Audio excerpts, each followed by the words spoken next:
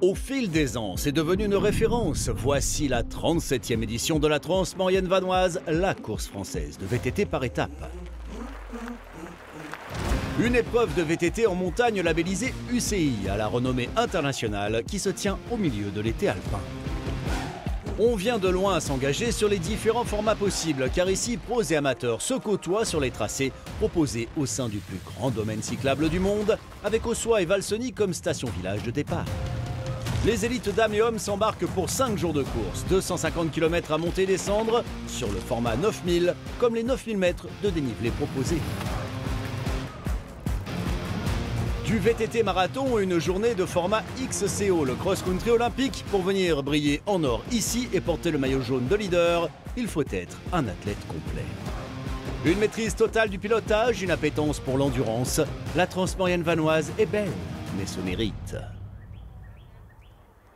On est dans la Maurienne, la haute Maurienne, on est sur la Transmaurienne vanoise. Donc là, on est sur une course à étapes de 5 jours. C'est un gros morceau, 9000 de dénivelé, avec quasiment tous les jours entre 50 et 60 km en haute montagne. En plus, il y a l'altitude qui joue aussi. Donc c'est ce qu'on vient chercher aussi, c'est le dépassement de soi et dans des chemins plutôt escarpés, techniques, avec du gros dénivelé. Nous, on a la chance que la Transmaurienne perdure. Moi, c'est ma 8e édition que je fais. Tous les ans, j'y viens parce que au-delà des paysages et tout, c'est qu'il y a une super ambiance et on prend 5 jours de pur VTT. Beaucoup derrière sont là aussi pour ça, pour se dépasser, pour aller chercher ses limites. C'est ce qui fait aussi la beauté de la discipline, c'est qu'on prend tous le même départ, on fait tous le même circuit. C'est un peu l'essence du marathon également. Je viens de Wellington, en Nouvelle-Zélande. Je suis venue expérimenter cette course de haut niveau de 5 jours dans les Alpes françaises. La Transmaurienne, c'est un mélange de gens super, une organisation au top et des paysages incroyables.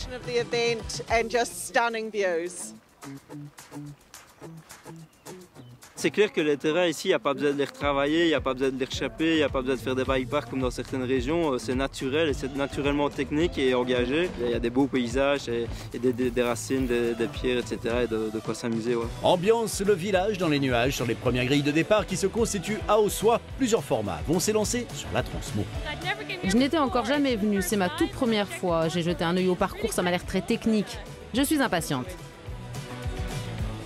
C'est dur, mais c'est très beau. J'ai de très bons souvenirs de ma première participation ici. J'ai déjà fait beaucoup de courses de VTT de par le passé. Et celle-ci, c'est l'une des plus belles, si ce n'est la plus belle. Si tu aimes le VTT, tu es ici. Dur, mais avec des beaux paysages et une excellente ambiance. Donc il faut passer la ligne d'arrivée pour avoir l'ambiance. C'est parti pour cette première étape sur 5. Pierre Billot du team Exatri prend d'entrée le lead. Il a une passion pour le VTT marathon, un titre de champion de France en 2019. Il a aussi été courir la redoutable Cape Epic qu'il a terminé en 13e position, toujours présent sur les top 20 des manches de Coupe du Monde du lourd. Derrière lui, Andreas Militadis, le chypriote second de l'édition 2024, Tristan Arioli, l'explosif Frenchie ou encore l'allemand Andreas Zewald. Mais après juste quelques kilomètres du départ, difficile de faire un pronostic. En élite dame, Margot Moschetti assume d'entrée son statut de favorite. Elle a déjà emporté 3 fois la course en 2018, 23 et 24. C'est une histoire d'amour entre elle et la Transmo. Elle devra se méfier de Christelle Baumann, la Suissesse, ou encore d'Alizé Patiès, qui entre autres en 2022 est 3e du championnat du monde Xterra et en 2025 sacrée championne du monde de triathlon cross. Les nuages matinaux vont vite se dissiper. Vous allez retrouver sous le soleil les parcours sillonnants, les plus beaux lieux de la haute Maurienne vanoise. Aujourd'hui, les alentours d'Ossois sont mis en avant. Les lacs de Plan d'Aval et Plan d'Amont situés le long du parc de la Vanoise. Pour débuter, la barrière des Forts de l'Essaillon ensuite.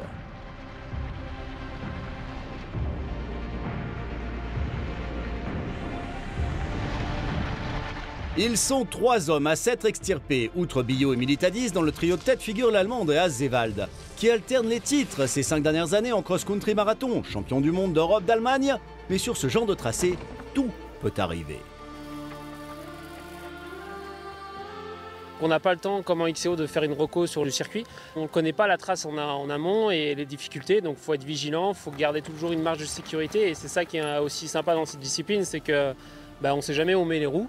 Donc c'est un peu l'aventure, quoi. Cette année, il y a vraiment du beau monde et c'est cool. On a la chance d'avoir le champion d'Europe en titre, Andreas Siewald, un Allemand, et bien d'autres spécialistes de la discipline. Et c'est chouette, ça donne une belle bataille. Et c'est ce qu'on vient chercher aussi, au-delà des parcours, de l'ambiance. C'est aussi, pour moi, compétiteur, et je pense pour beaucoup, c'est aussi se confronter aux meilleurs mondiaux. Et Andreas, là-dessus, il n'y a pas de souci. Il remplit bien la tâche, il nous met bien, bien dans le dur, donc ouais, c'est cool.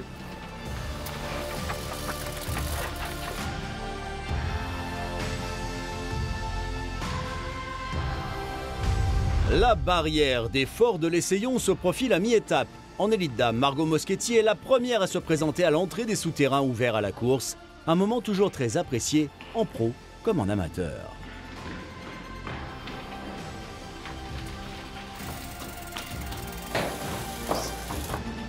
À une dizaine de minutes, Christelle Baumann s'extirpe elle aussi de la redoute Marie-Christine. Retour à l'air libre, retour à la compétition avec Alizé Patiès. Elles se tiennent toutes deux à une dizaine de minutes de la meneuse. En 4e et 5e position, les Françaises Noémie Medina et Élise Ponner suivent. Retour en élite homme. Un trio s'est échappé. L'Italien Lorenzo Trinchieri sonne la charge. Le Français Pierre Billot enquille. Mais l'Allemand Andreas Siewald en a gardé justement sous la pédale pour placer le coup fatal sur la dernière grosse montée. Une première journée engagée et 61 km, 2500 mètres de D+. Andreas Siewald, après 3h20 et 53 secondes d'effort, endosse le maillot jaune. 15 secondes devant le Français Pierre Billot et 31 secondes devant l'Italien Lorenzo Trinchieri. J'ai juste espéré que les autres riders étaient un peu usés par le parcours d'aujourd'hui. Après, demain est encore une grosse étape, mais comme aujourd'hui en tout cas, ce sera une superbe étape.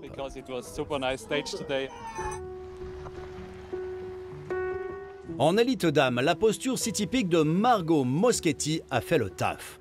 Elle vient de frapper fort d'entrée. C'est dur, mais ça va. Elle a encore le sourire malgré l'effort. Plus de 10 minutes au chrono sur ses deux premières poursuivantes. Cette vététiste est une machine de guerre. Allez Nico, je vais te laisser. Une première journée se termine sur la 37e transmaurienne vanoise. L'occasion d'aller hors course papoter avec une rideuse hors norme. Plusieurs fois championne de France en cross-country marathon, en espoir et senior. En 2024 encore, portrait. Le matin, je me lève souvent 3 heures avant le départ et je prends mon petit déj et tout ça. Et après, moi j'aime bien arriver à l'avance sur le site, au moins 1 heure, 1 heure et demie avant sur le site, et pour prendre le temps avec Jeff de préparer le vélo ou profiter un peu quoi, sans me stresser. Il y a une vraie préparation parce que c'est vrai qu'après des étapes un peu techniques et tout, il y a toujours un petit check, par exemple des pneus et tout, mais ça c'est plus le travail du mécano parce que j'ai la chance d'avoir mon mécano. Et ouais, après le vélo c'est vraiment, c'est comme un athlète, il faut le préparer. Les 6-5 de chaque côté, je t'ai refait tous les serrages. Sur une course comme la Transmaurienne, une course à 6 jours, c'est une course par étape. Donc du coup, la mécanique a un rôle primordial. Le sport de haut niveau, ça joue un petit peu à des détails comme ça, c'est comme un F1, donc du coup on essaye d'optimiser au maximum. Avant, pour moi, le VTT, c'était du cross-country, mais maintenant, c'est le marathon, en fait. C'est vraiment l'essence du VTT. Ma première transmaurienne, je m'en souviens, j'étais avec mon père en camping-car. Et à la cool, j'avais vu ça sur Internet. J'avais dit, on pourrait peut-être y aller et tout, ça a l'air bien. J'avais un semi-rugile et on était venu avec mon père et ça avait bien fonctionné. Je crois que j'avais gagné. C'est un peu une histoire d'amour parce que ça fait plusieurs fois que je la fais. Et moi, je l'ai gagné, je sais plus combien de fois, 3 ou 4 fois, je crois. Après, j'ai fait des podiums aussi, mais ça me tient à cœur de venir chaque année. Si on aime les vraies descentes techniques, et, le vrai VTT, c'est ici qu'il faut venir.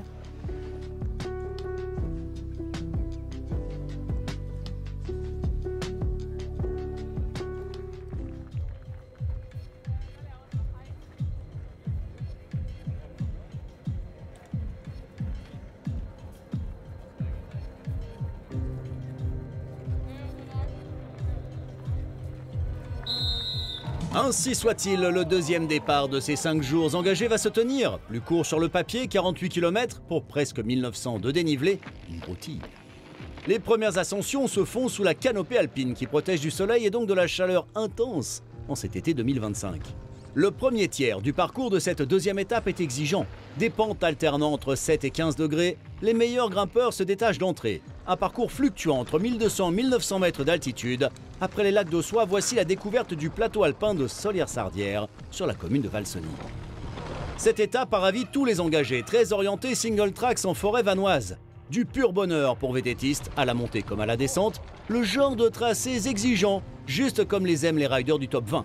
On vous laisse admirer leur science du pilotage dans cet environnement très traceway.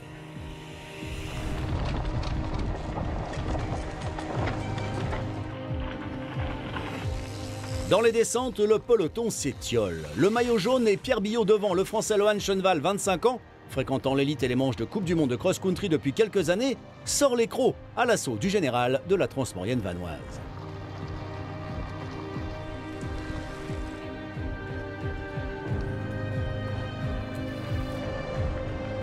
Lohan Schoenwald qui va même prendre les commandes, arrivé au typique village de Solières, mais son avance n'a rien de confortable.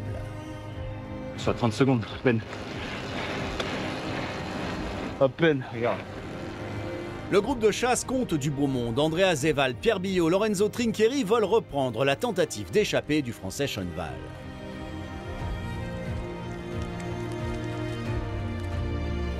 En élite dame, Margot Moschetti ne se reposera pas sur son avance au classement général. Derrière, elle est déjà un peu distancée, c'est Noémie Medina, éminente membre du Team XC63, très présent sur la Transmaurienne vanoise, qui émerge en seconde position, Alizé Patiès en troisième.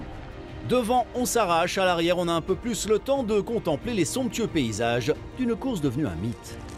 Des paysages de dingue, les parcours techniques, magiques. Magique! C'est incroyable aujourd'hui. Le bon réflexe, c'est aussi de savoir s'hydrater et se rafraîchir, et parfois, de manière inédite, mais toujours avec le sourire.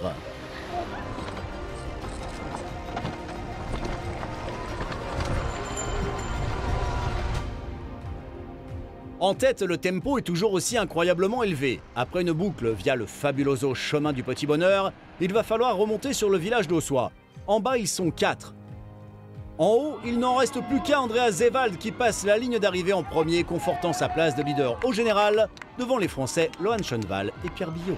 En élite dame, les côtes à plus de 10% n'altèrent en rien la niaque de Margot Moschetti, qui s'envole devant. Noémie Medina, en bonne forme aujourd'hui, suit à distance. Alizé Patiès, la triathlète réputée grosse rouleuse, complète le podium du jour.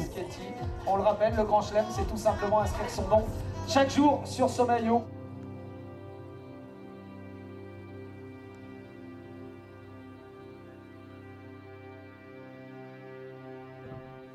Je fais du cross triathlon, du Xterra.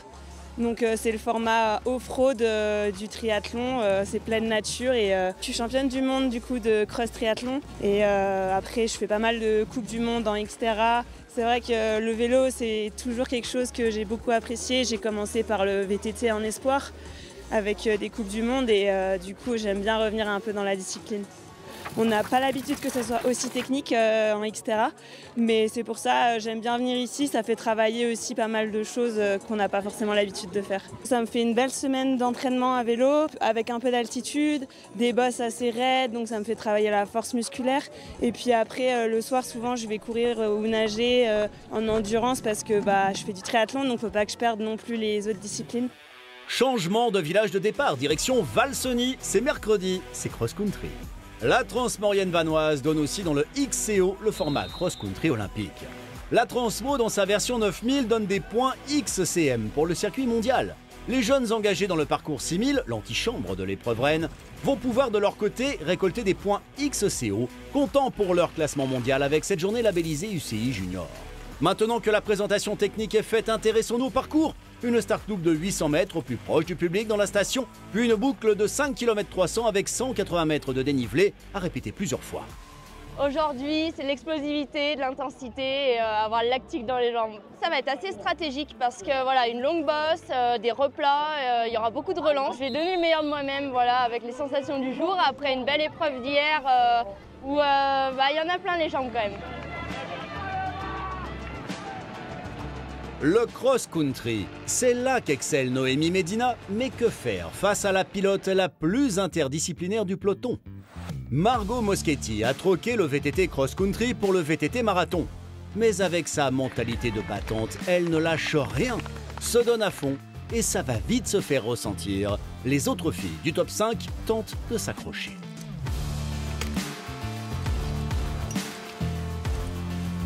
Aujourd'hui, je m'étais dit, je vais essayer de gérer parce que demain, je sais qu'il y a une grosse étape et en plus en altitude. Mais en fait, j'ai vu que je pouvais jouer la gagne. C'est vrai que j'aime bien me faire mal et être à la bagarre, alors j'ai dit, je ne vais pas lâcher aujourd'hui. S'il n'y avait qu'aujourd'hui, 3 étapes sur 5 pour Margot Moschetti, Noémie Medina, seconde du jour, remonte au général. En élite homme aussi, on se prépare à une rude bataille. Ça va être complètement différent, le parcours est bien plus punchy, boule avec des brosses beaucoup moins longues. Donc un effort complètement différent, ça va faire mal, ça va partir d'entrée, en plus on a déjà la fatigue des jours précédents. Le XCO c'est quand même ma discipline de prédilection, on va dire. Je m'entraîne pour ça toute l'année. Je fais les Coupes de France et Coupes du Monde en XCO et aujourd'hui j'ai un peu d'attente, on va voir ce que ça fait. Cette boucle à travers le village de Lens-le-Villard-Valseny et dans les forêts environnantes se court à toute allure. Lohan Schoenwald est un spécialiste de la discipline. À 24 ans, il a déjà roulé sur les plus grandes compétitions de XCO. Le second de l'édition passée, le chypriote Militadis, se verrait bien aussi roi de l'étape. Le leader du général allemand Zewald reste au contact. Lohan Schoenwald excelle, il est en tête et va s'adjuger l'étape du jour. La 3e sur 5. Andreas Zewald conserve son lead et accroît son avance sur ses poursuivants directs au classement général, Pierre Billot et Lorenzo Trinchieri. Les premiers franchissent l'arche d'arrivée intercalée, Schoenwald puis Zewald. Pour la 3e marche du podium d'étape, ça se finit au sprint qui se lance à quelques centaines de mètres de la finish line. Et c'est pour le chypriote Militadis, une journée différente, mais qui n'avait rien d'une journée plus light.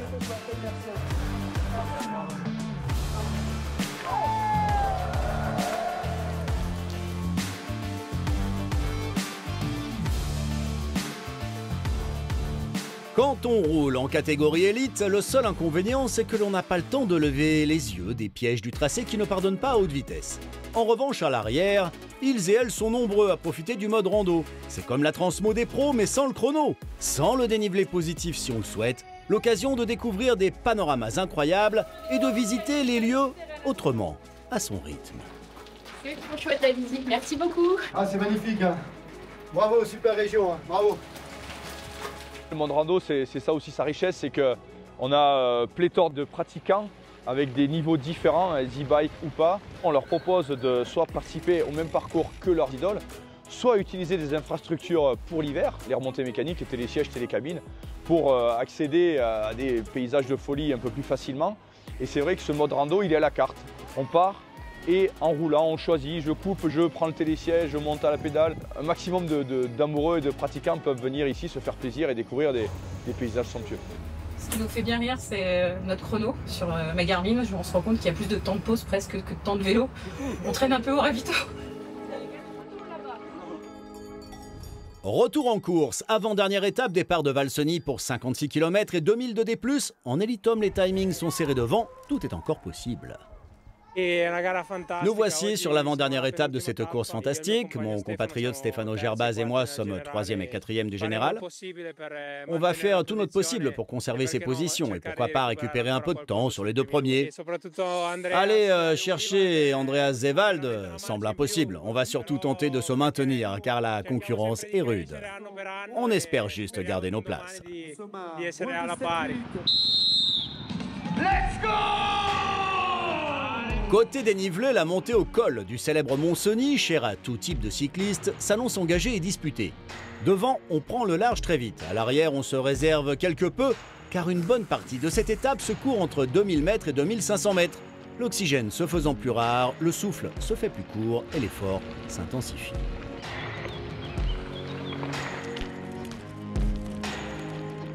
Sur le secteur du col de Solière, le porteur du maillot jaune depuis le début de la semaine a d'entrée montré ses intentions, envoyer du gros. C'est à ce moment-là, aux 2 tiers de l'étape, dans ce secteur à plus de 2000 mètres où l'hypoxie guette, qu'il va commencer à s'échapper. Derrière, le second du classement général, le français Pierre Billot, et le 3e, l'italien Lorenzo Trinchieri, ne se lâchent pas, restant à distance raisonnable du leader sans le reprendre.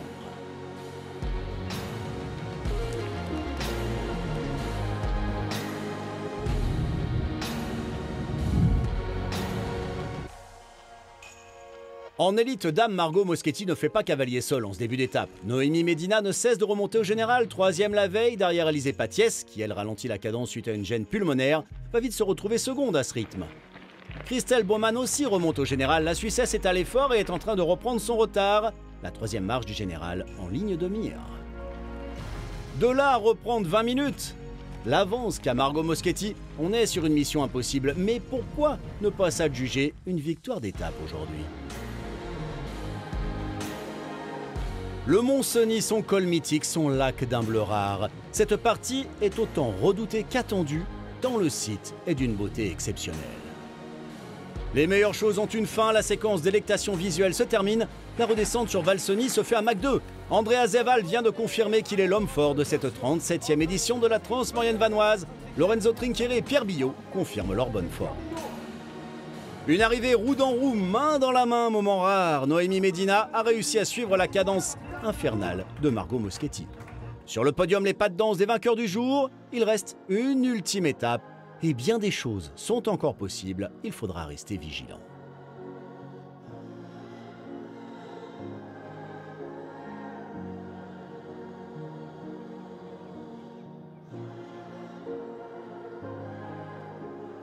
Le moment du dénouement final est venu.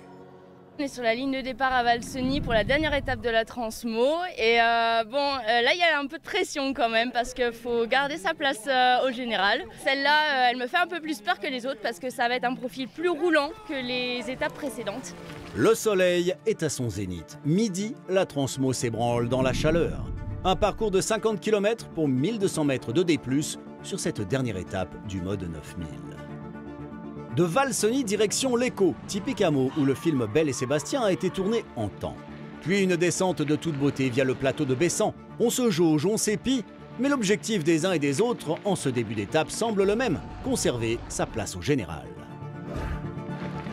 Finalement, dans le top 10 élite homme, un groupe se détache avec un Lohan Schoenwald conquérant, un Andreas Militadis à l'affût, un Andreas Zewald attentif, un Lorenzo Trinqueri volontaire et un Pierre Billot chaud. Qui payera son échappée? Qui payera sa victoire d'étape? Le suspense prime. En élite dame, Margot Moschetti, impériale, domine à nouveau les débats. Derrière, les places se figent, Christelle Baumann se donne, Noémie Medina suit.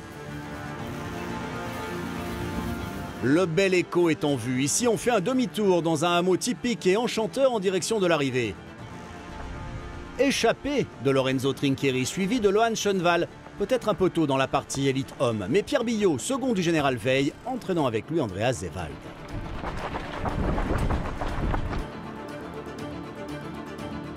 Même à 2000 mètres d'altitude, la chaleur est étouffante. Pas de quoi cependant refroidir les ardeurs d'une Margot Moschetti toujours combattante. Vers Bonneval-sur-Arc, c'est finalement le chypriote Andreas Militadis qui prend le lead et le large. Il veut repartir avec sa victoire d'étape. Le peloton du top 10 décide de le laisser filer. Peut-être le reprendront-ils dans la descente infernale vers Val-Cenis. Pas de quoi inquiéter le leader. Au final, c'était une semaine vraiment épuisante et je suis donc encore plus fier d'avoir réussi à briller ici. Au début des étapes, le rythme était toujours très élevé, j'avais parfois du mal à suivre. Mais aux avant-postes et à mesure que les étapes s'allongeaient, j'ai su exploiter mon endurance et finir toujours avec les leaders. Alors oui, je suis super content d'être venu ici. Pour moi, c'était quand même une décision un peu controversée au niveau de la performance, de la planification. C'était pas forcément le bon moment, mais maintenant, je suis vraiment content d'être venu et que tout soit bien passé. Et donc, bien sûr, j'espère revenir l'année prochaine. Que l'on soit aux avant-postes ou plus loin dans le peloton, un profil roulant, ça se prend à fond. Ce sont les derniers kilomètres d'une course exigeante et cette sensation de bientôt en finir rend souvent les jambes plus légères.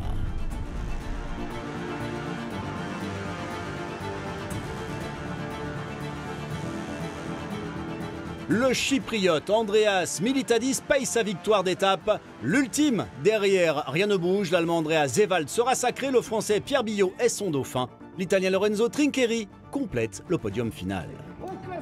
Côté élite dame, carton plein pour la Frenchie Margot Moschetti.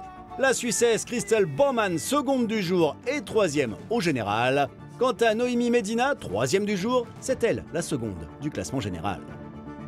Embrassades, congratulations et bonheur sur tous les visages. L'édition 2025 de la Transmaurienne vanoise a tenu toutes ses promesses. Pour beaucoup, il s'agit surtout d'être sacré finisher, d'en terminer avec la doyenne française des courses par étapes en matière de VTT marathon.